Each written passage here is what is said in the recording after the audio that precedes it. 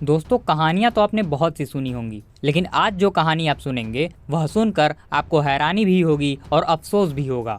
एक हरियाणवी जाट एक्टर एक film sign करता है जिसमें उसे महाराष्ट्र के एक क्रांतिकारी की भूमिका निभानी है। एक्टर उस क्रांतिकारी के बारे में ज्यादा कुछ नहीं जानता, लेकिन चूंकि वह इस सदी के सबसे बेस्ट एक्टर्स में से एक है, इसलिए वह उनके बारे में पढ़कर अपने कैरेक्टर की तैयारी शुरू कर देता है। वह जितना ज्यादा उनके बारे में पढ़ता है उतना ही उनका सम्मान करने लगता है। इस दौरान उसे यह एहसास होता है कि डायरेक्टर द्वारा दी गई स्क्रिप्ट क्रांतिकारी और उसके जीवन के साथ न्याय नहीं कर रही है। स्क्रिप्ट एक प्योर कमर्शियल फिल्म है जिसका उस क्रांतिकारी के जीवन से कोई लेना देना ही नहीं है। एक्टर को यह बात कुछ हजम नहीं होती है, इसके लिए वह डायरेक्टर से बात करता है, लेकिन यहाँ डायरेक्टर का भी अपना एक अलग नजरिया था। उसे बस पैसे छापने से मतलब था, फिर चाहे फिल्म कैसी भी बने। लेकिन एक्टर अपनी जिद पर अड़ जाता है। वह हर हाल में उस क्रांतिकारी के साथ अन्याय नहीं करना चाहता था। अब चूंकि डायरेक्टर की एज ए डायरेक्टर यह पहली फिल्म थी और सब्जेक्ट भी उसके समझ के परे था, इसलिए वह इस प्रोजेक्ट को बीच में ही छोड़कर भाग जाता है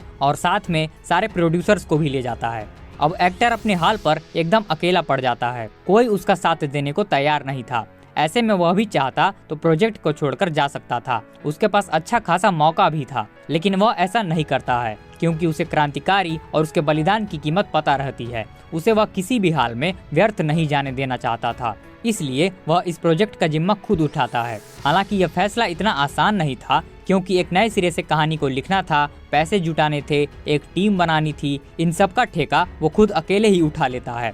इस संघर्ष में उसके लिए कदम कदम पर चुनौतियां थीं, क्योंकि फिल्म मेकिंग की एक खास बिरादरी से वो पूरी तरह से बॉयकॉट कर दिया गया था। लेकिन फिर भी वह संघर्ष करता है, वह लड़खड़ाता है, बीमार पड़ता है, उसका लिगामेंट फट जाता है, वह अपनी नींद खो देता है, मानसिक पीड़ा तक से गुजरता है, लेकिन अपने दृढ़ संकल्प के साथ इस प्रोजेक्ट को पूरा करता है। आखिरकार फिल्म रिलीज होती है, लेकिन क्योंकि इसमें कुछ बड़े प्रोड्यूसर्स की तरह बहुत बड़ा मार्केटिंग बजट नहीं रहता है, इसलिए इसे कोई नोटिस ही नहीं करता है। कुछ लोग तो कंट्रोवर्शियल और प्रोपागेंडा बताकर इसका रिव्यू तक नहीं देते हैं। इसी कारण इसका मार्केट वैल्यू भी काफी लो रहता है। लेकिन वो कहते हैं ना कि अच्छाई और सच्चाई कभी छिप नहीं सकती। सोशल मीडिया और पॉजिटिव रिस्पांस की बदौलत यह फिल्म लोगों तक पहुंचने में सफल रहती है और अपना बजट निकालने में पूरी तरह से कामयाब हो जाती है। बड़ी सी बड़ी फिल्में आने के बावजूद भी यह फिल्म अभी तक थिएटर्स में चल रही है। और तो और ना ही इस फिल्म को टैक्स फ्री किया गया है, ना ही फिल्म इंडस्ट्री से कोई सपोर्ट में आया। एक फर्जी एजेंडा चलाकर शो भी कम कर दिया गया, लेकिन फिर भी वह एक्टर हार नहीं माना क्योंकि उसे अपनी मेहनत और अपने विजन पर पूरा भरोसा था। फिल्म का नाम बताने की जरूरत नहीं है क्योंकि अब तक आप समझ ही गए होंगे कि किसके बारे में बात की जा रही है। जी हाँ, स्वतंत्र वीर सावरकर। अगर आपने यह फिल्म अभी तक नहीं देखी है तो अभी देखिए।